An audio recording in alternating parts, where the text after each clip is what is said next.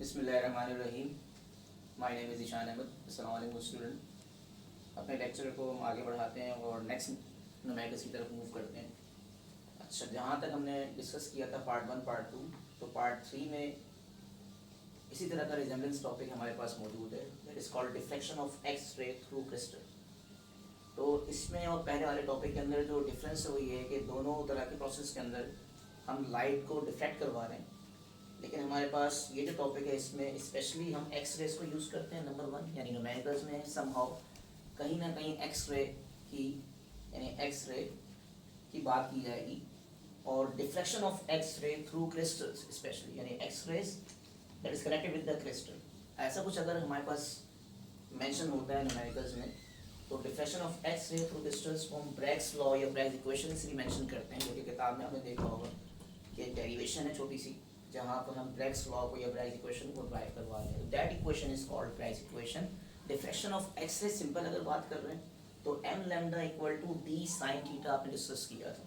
लेकिन अगर आप ब्रैग्स लॉ की बात करें और स्पेशली एक्स रेज को स्पेशली हम इनटेक करते हैं, क्योंकि एक्स रेज भी लाइट रेज होती हैं, इलेक्ट्रोमैग्नेटिक रेडिएशंस होती हैं, तो specially diffraction of X rays की जब बात की जाती है थ्रू द क्रिस्टल्स, तो हम ब्रैग्स लॉ या ब्रैग्स इक्वेशन यूज करते हैं। तो ये वाला फार्मूला आपने नहीं भूलना है, नंबर 1। अब न्यूमेरिकल में वाज़ेह तौर पर आपको क्या है, क्रिस्टल्स की डिफ्लेक्शन ऑफ एक्स रे का बताया जाएगा।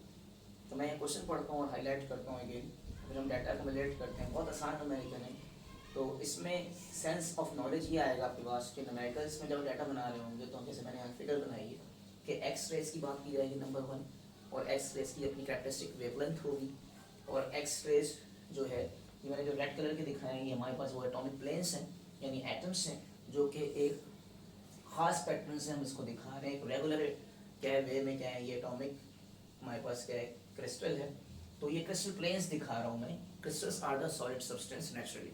तो ये क्या हमारे पास जो एटम्स हैं इसमें ये एक रेगुलर पैटर्न्स हैं, और हर एटम के इक्वल डिस्टेंस क्या है स्पेस रखता है, और ये बहुत ही क्या होता है माइक्रोस्कोपिक डिस्टेंस होता है।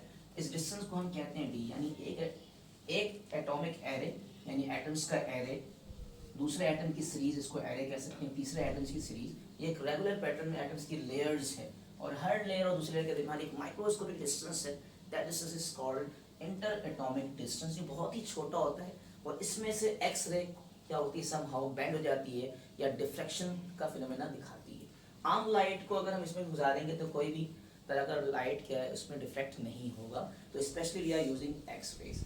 ओके, दूसरी बात यहाँ पर ये है कि ये डिस्टेंस क्या है, प्लेन्स के दरमियान जो डिस्टेंस है ये बिल्कुल वैसे ही एक्ट करेगा जैसे स्लिट डिस्टेंस होता है। दो डबल स्लिट में जैसे हमने डिस्कस किया था कि लाइट की दो ओपनिंग के दरमियान एक फाइनाइट गैप है, तो वैसे ही क्या है ये वाला जो एक प्लेन एक लेयर और दूसरी लेयर जो हमारे पास एटम्स की लेयर मौजूद है या एरे ऑफ एटम्स है, इनके दरमियान जो डिस्टेंस है इसको हम इंटर एटॉमिक डिस्टेंस कहते हैं, जो कि एटम्स की प्लेन के दरमियान डिस्टेंस मेंशन होगा इन द न्यूमेरिकल। अब यहाँ देखते हैं कि हमारे पास किस वर्डिंग पैटर्न में ये न्यूमेरिकल हमें दिया जा रहा है। तो लेट्स स्टार्ट द न्यूमेरिकल।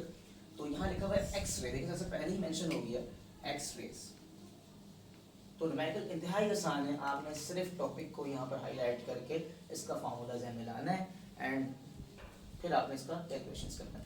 तो वेवलेंथ ऑफ लाइट लेंथ, हाँ अगेन यहाँ यूनिट्स की जो बात होती है हमेशा की तरह कि अब यूनिट्स हमारे पास नैनोमीटर में भी हो सकती है लाइट की वेवलेंथ। यहाँ दिया हुआ है ए लिखा हुआ है, ये ए कहलाता है एंगस्ट्रॉम, और इसमें नोड लिखा होता है। तो एंगस्ट्रॉम को आमतौर पे कहते हैं 10⁻⁻10 मीटर, यानी angstrom is a unit of metre. तो ये जो हमारे पास कॉन्फ़िगरेशन दी हुई है 1.54 एंगस्ट्रॉम, ये wavelength of the X rays है, जो कि नॉर्मली हम ब्रैग्स इक्वेशन में यूज कर रहे होते हैं। दूसरी बात डिफ्रैक्शन का टॉपिक है by a crystal, crystals are solid substances, ठीक है, हैविंग रेगुलर स्ट्रक्चर। तो पहले यहाँ पर आ गई बात कि X rays connected with the crystal, जैसी बात होगी ब्रैग्स इक्वेशन आपने लगानी है, तो M lambda equal to 2d sine theta, ठीक है। ये एक न्यूमेरिकल अगर आप करेंगे तो सारे न्यूमेरिकल्स आप बड़े आसानी से परफॉर्म कर सकते हैं। तो कह रहे हैं रूस प्लेन्स यानी एटॉमिक प्लेन्स की बात हो रही है, दैट इज 2.81 एंगस्ट्रॉम। तो 2.81 एंगस्ट्रॉम का मतलब यहाँ पर ये कि 2.81 मल्टीप्लाई बाय 10⁻⁻10 मीटर, ये दोनों ही यूनिट्स क्या हैं हमारे पास मीटर में आएगी। अगर हम एंगस्ट्रॉम को हटाएंगे तो 10⁻⁻10 मीटर आएगा, ठीक है। अब आगे सिंपल कह रहे हैं फाइंड द ग्लांसिंग एंगल, या सिंपल एंगल कैसे कह सकते हैं इसको, या एंगुलर डेविएशन कह लें, मतलब एंगल निकालना है। तो यहाँ थीटा हमारे पास क्या है, that's is your unknown factor. और फर्स्ट ऑर्डर जैसे मैंने आपको बताया था, हमेशा जब भी रिफ्लेक्शन ऑफ लाइट की बात हो या ब्रैग्स इक्वेशन में बात हो रही हो, तो इस पर ऑर्डर ऑफ फ्रिंजेस भी कहते हैं, फर्स्ट ऑर्डर स्पेक्ट्रम भी कहते हैं, बहुत सारे इसके वर्ड आ जाते हैं। बट जब भी फर्स्ट ऑर्डर बोले, सेकंड ऑर्डर बोले, integer should be m that is equal to 1। तो यहाँ पर ये अगर आप क्वेश्चन करते हुए सवाल में ही डाटा को रिलेट कर लेंगे तो आपकी मिस्टेक्स नहीं होंगी। तो मैं यहाँ भी डाटा बना देता हूँ और जल्दी से इसको न्यूमेरिकल को परफॉर्म कर लेते हैं। तो डाटा बनाया आपने, ठीक है। डाटा में हमारे पास वेवलेंथ ऑफ द लाइट जो कि एंगस्ट्रॉम में दी गई है, तो 1.54 एंगस्ट्रॉम। ये लिखने का तरीका कुछ इस तरह से होता है, बट आपको याद रहे कि 1.54 10 raised to power -10 मीटर। याद रहे कि यहाँ बता दें सिंस एंगस्ट्रॉम भी 10 raised to power -10 मीटर याद रखें। तो वेवलेंथ हमेशा that should be direct metres, ठीक है। इस तरह से वेवलेंथ दी हुई है और क्रिस्टल प्लेन्स का मतलब इंटर एटॉमिक डिस्टेंस भी लिखा होता है समहाउ। तो ये वो प्लेन्स के दरमियान जो एटॉमिक प्लेन्स उनके दरमियान जो डिस्टेंस है उसको सिंपल डी लिखोगे। अब ये यहाँ पर ग्रेटिंग एलिमेंट नहीं है, ग्रेटिंग एलिमेंट तो हमारे पास डिफ्रैक्शन ग्रेटिंग के डिवाइस में था, ठीक है ना। तो वो ग्रेटिंग एलिमेंट भी डी था। अब यहाँ जो डी है ये क्रिस्टल्स की प्लेन के दरमियान, जैसे मैंने यहाँ पर फिगर दिखाई, इंटर एटॉमिक डिस्टेंस है या सिंपल प्लेन्स का डिस्टेंस बोल देंगे। तो ये हमारे पास क्या है 2.81। तो ये भी हमें स्ट्रॉन्ग में दिया हुआ है, इसको भी चेंज कर लें as soon as possible. 2.81 10 raised to power -10 metre, ठीक है। इसका फाइंड द ग्लांसिंग एंगल। देखिए m कितना दिया है फॉर द फर्स्ट ऑर्डर, कि लाइट कितना अपने आप को बेंड करती है, डिफ्रैक्ट करती है थ्रू द क्रिस्टल। तो m इक्वल टू 1, क्योंकि ये हम तो सिर्फ फिगर में 2 रेज दिखा रहे होते हैं, ठीक है। इस तरह मल्टीपल क्या होता है, हमारी पूरी बीम होती है जो क्रिस्टल से गुजरती है और डिफरेंट ऑर्डर की हमारे पास क्या है डिफ्रैक्शन हमें मिल रही होती है थ्रू द क्रिस्टल। अब वो NaCl का क्रिस्टल है या हमारे पास कोई और क्रिस्टल है, वो नाम बता दें क्रिस्टल, पर क्रिस्टल का वर्ड मेंशन होगा तो आपने ब्राइज इक्वेशन यूज कर लिया, सिंपल, ठीक है। तो अब यहाँ पर हमारे पास जो है निकालना क्या था, glancing angle that is simple theta, ठीक है। तो अब मैं यहाँ पर छोटे से स्पेस के अंदर यहाँ मेंशन कर दूँ। कैलकुलेशंस आप खुद से कर लिया करें, मैं थोड़ा बहुत क्योंकि सॉल्व करता हूँ तो मैं भी माइट भी आ जाएगा मिस्टेक, तो आप चेक कर लिया करें। जो आपका रिजल्ट आ रहा है वो आप क्या कर सकते हैं, किताब से मेंशन कर सकते हैं, बुक से देख लें। बार मैं भी यहाँ पर कोशिश करता हूँ कैलकुलेशन करके आपको थोड़ा शो कर दूँ, बट स्टेप्स में दिखा दूँगा, कैलकुलेशन आप खुद से किया करें, ठीक है। बार तो अप्लाई द फॉर्मूला यहाँ लिखेंगे by Bragg's equation. Bragg's scientist का नाम था, उसने ये ऑब्जर्वेशन सारी की थी। तो बाय ब्रैग्स इक्वेशन या लॉ कह लें, इसमें कोई मसला नहीं है।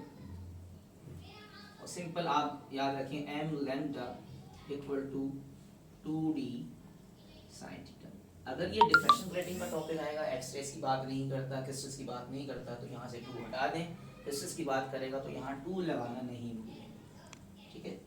अच्छा, दूसरी बात यहाँ पर ये कि हमें क्या निकालना है, थीटा निकालना है। तो आप तमाम वैल्यूज पुट कर दें यहाँ पर और थीटा को सेपरेट कर लेंगे, जैसे आपको सिंपल मैथमेटिक्स तो आता है।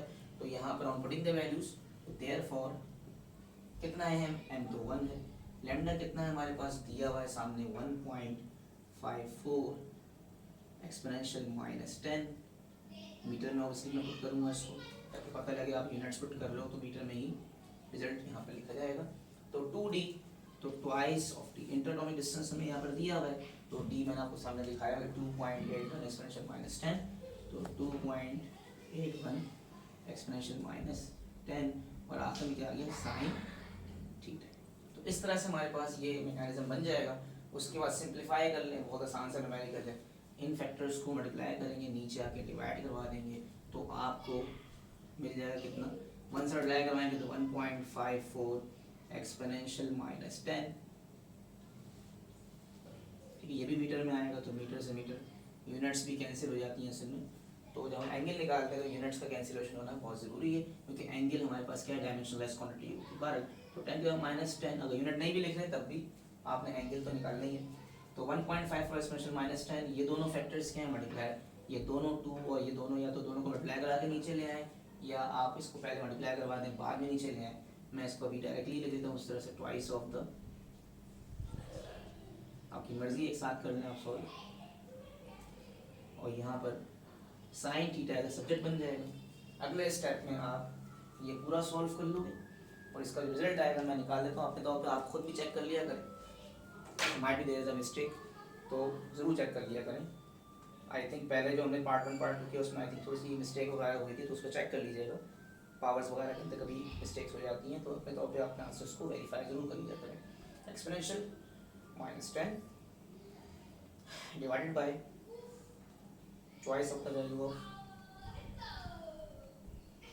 2.81 एक्सपोनेंशियल -10, तो ये आएगा 0.274 जो हमारा सॉल्व होके आ रहा है, जो मैंने किया है, तो आप इसको जरूर वेरीफाई कर लें। तो अब मैं यहाँ कर लेता हूँ, तो थीटा को यहाँ बना लेंगे सब्जेक्ट, थीटा इक्वल टू, जो थीटा बनाएंगे तो साइन को उठा के इधर लेंगे, साइन इनवर्स हो जाएगा, ठीक है।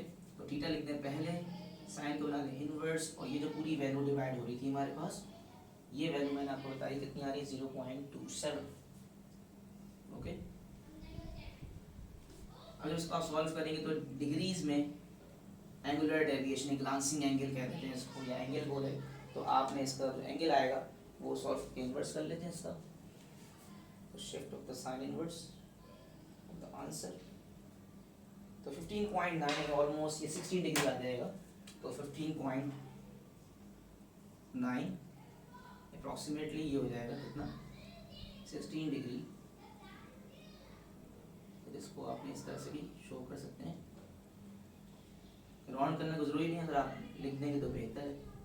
तो इस तरह से छोटा सा न्यूमेरिकल है, बहुत आसान सा है, इसमें सिर्फ आपने डाटा एक्यूमुलेट करना है और कैलकुलेशंस करनी है, ठीक है। तो यहाँ तक हमारे पास जो है डिफ्रैक्शन का टॉपिक कंप्लीट हो गया, जो चैप्टर 9 में मेंशन है, और क्लासी बोर्ड में चैप्टर 9 के अंदर आखिर में ये न्यूमेरिकल्स मिल जाएंगे, आप प्रैक्टिस कर सकते हैं, और नोट्स वगैरह के अंदर भी आपको मेंशन किए हैं आखिर में न्यूमेरिकल्स वगैरह, वो भी आप फाइल में देखें तो आपको मिल जाएंगे, या पास पेपर सॉल्व करें, ठीक है। तो यहाँ तक हमारे पास चैप्टर 9 के डिफ्रैक्शन वाला टॉपिक हमने कंप्लीट कर लिया। इंशाल्लाह नेक्स्ट वीडियो में मुलाकात होगी और एक नए टॉपिक के साथ, कुछ नए न्यूमेरिकल्स जो इंपॉर्टेंट है बोर्ड एग्जाम्स के लिए, वो भी हम करेंगे।